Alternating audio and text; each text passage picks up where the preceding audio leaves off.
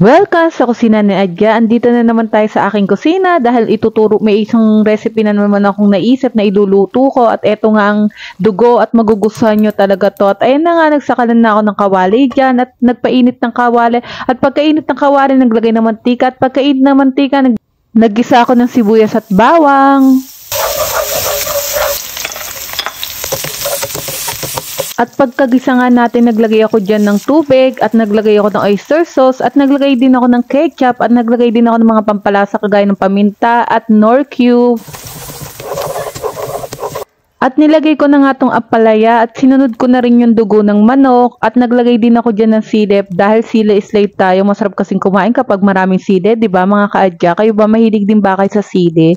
Kasi kapag maanghang talaga yung kinakain ko, napapagana talaga akong kumain. At napapa-extra rice talaga ako. At hindi kumpleto ang pagkain ko kapag walang sili. Kayo ba ganun din? Kasi ako ganun talaga ako. Sili is life.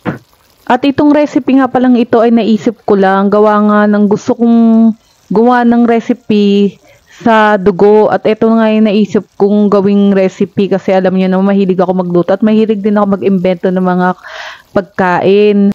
Pero sisiguraduhin ko na may na-imbento kong pagkain, siguradong masarap. Tulad nito, try nyo to, masarap to mga kaadya, yung gantong luto. At naglagay din ako ng fried garlic jam para mas lalong sumarap siya. At tipid din tong ulam na to kasi nga mura lang yung dugo sa palengke. Tapos bumili lang ako ng isang ampalaya, di ba? Marami nang makakain dyan.